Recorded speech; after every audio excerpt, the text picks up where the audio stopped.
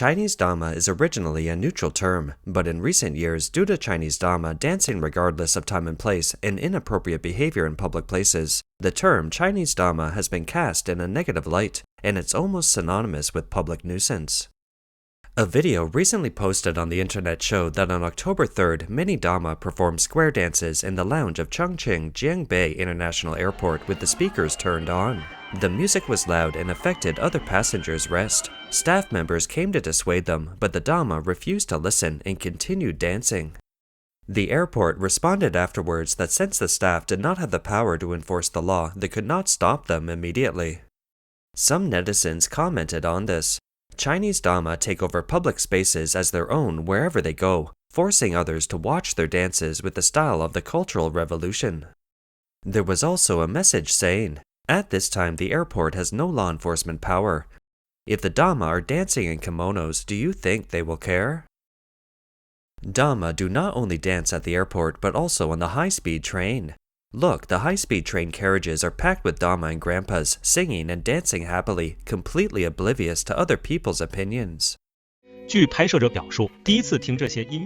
photographer said that when he first listened to the music, he thought it was interesting, but then more and more people came in the carriage and they kept singing and dancing with the speakers plugged in. I expected that the speaker would be out of power, then they could rest for a while. Unexpectedly, these ladies and gentlemen were very energetic. They charged up their speakers and continued singing and dancing from day to night. During this period, many people took out their mobile phones to take photos, completely ignoring public order. Another Dama was unreasonable and troublesome in the high-speed rail train, insulted young people, and was finally kicked off by the police. For saving money, this Dama bought a ticket without a seat. After she got on the train, she felt that standing was too tiring, so she forced herself to occupy other people's seats. And she was also very strong verbally, blaming that young man should stand for half an hour. She arrogantly claimed that young people should be educated and know how to respect the elders.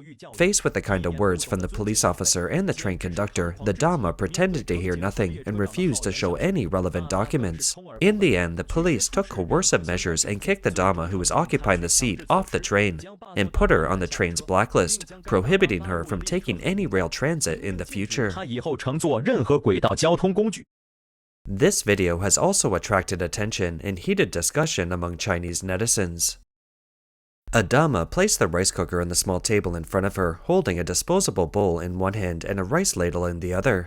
She was filling the rice while chatting with the man next to her. That man could be her husband. The passengers in the back row might have smelled the aroma of rice and got up to watch. Seeing this, the surrounding passengers also took out their mobile phones to take pictures. Some netizens questioned, is this brought in or freshly cooked? If it's freshly cooked, it's a typical Chinese characteristic. Damas enjoyed life very much, and of course this is beyond reproach. But some Dama, especially after they gain a little power, will seek trouble to bully vulnerable groups. Last month on September 18th, a Dama wearing a red armband in Taiwan, Shanxi province prevented disabled people from setting up a stall. Disabled people are not allowed. Go away, away. He has no business license, no temporary residence permit, no health permit, and no other documents. He sells sugar-coated haws here for $1.40 each. I questioned him. No one can do it here, not even the disabled. Let him go. I decide my territory.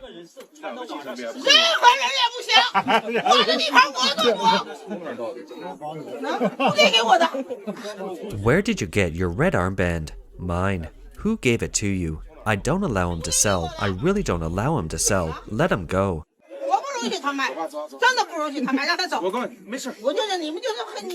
It's okay. Let me tell you, even your relatives, friends, your father and mother can't sell here. Let us handle this. Let him go now. We will not let him occupy even an inch of our land in our own country. Away. Some overseas netizens said, ignorance, she actually thinks that she's a member of the system. She can't even recognize her identity. To put it bluntly, she is just a slave of the CCP, and she doesn't even know it. Another message said, she must have been a Red Guard when she was young. Judging by age, people born in the 1950s and 60s were all good at smashing and robbing when they were young during the Cultural Revolution. They caught up with the Cultural Revolution at the most important stage in the formation of their worldview. Under the indoctrination of the CCP, these people all pursue atheism, believe in communism, advocate violent revolution, and have no concept of the rule of law. To this day, uncles and aunts still show a strong sense of struggle in small things every day. The outside world accuses them of being immoral and of poor quality. In fact, they are just the tragic products of the era under the CCP system.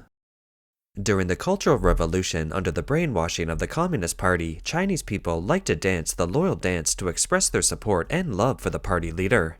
Nowadays, Chinese Dama like to square dance. In recent years, the noise caused by square dancing has disturbed surrounding residents, resulting in frequent disputes. On the evening of April 16th last year, in a street park near the river, a man had an argument with a Dama who was performing a square dance. The man threatened that he would throw the speaker into the river. The Dama prodded him and said, "Throw it. If you don't, you are not a man." In anger, the man picked up the black speaker and walked to the guardrail of the river, throwing the speaker into the river.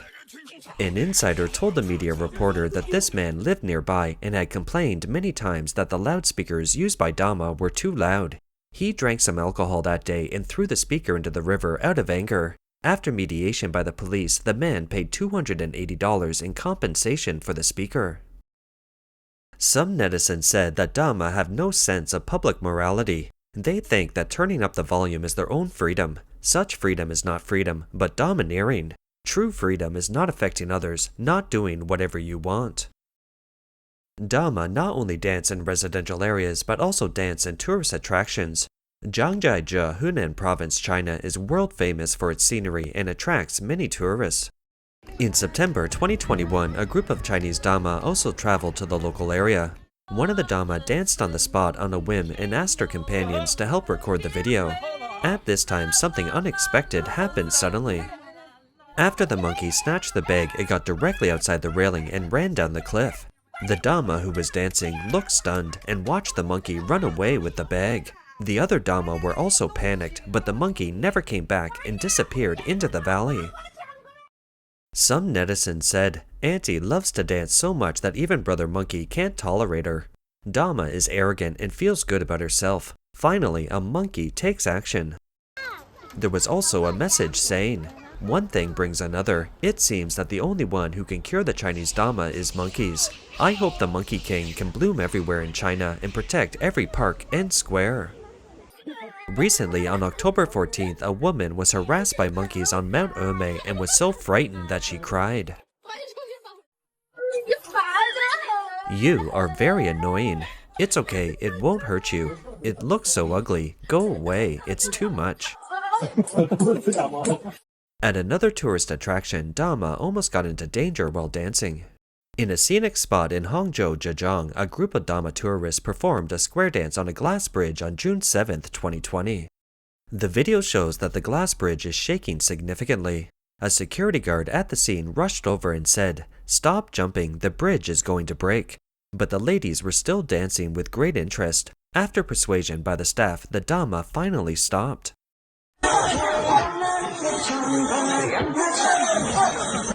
Don't dance, don't dance.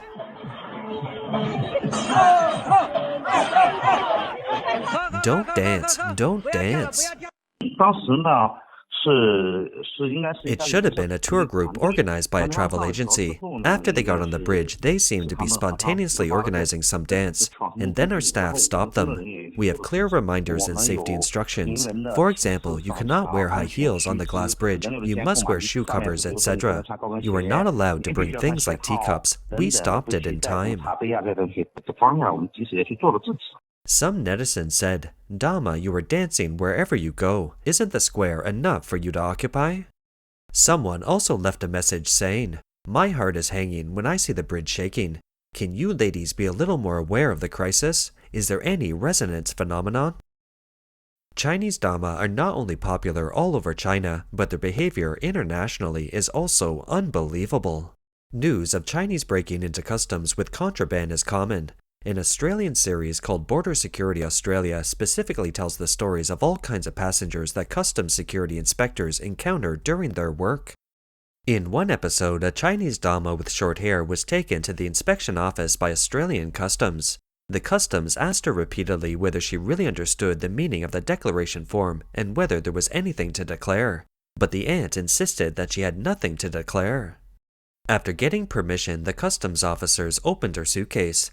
The embarrassing moment came. The customs officers first discovered a pack of dates packed in plastic bags with date pits inside. Date pits can be considered seeds, and seeds cannot be brought into Australia.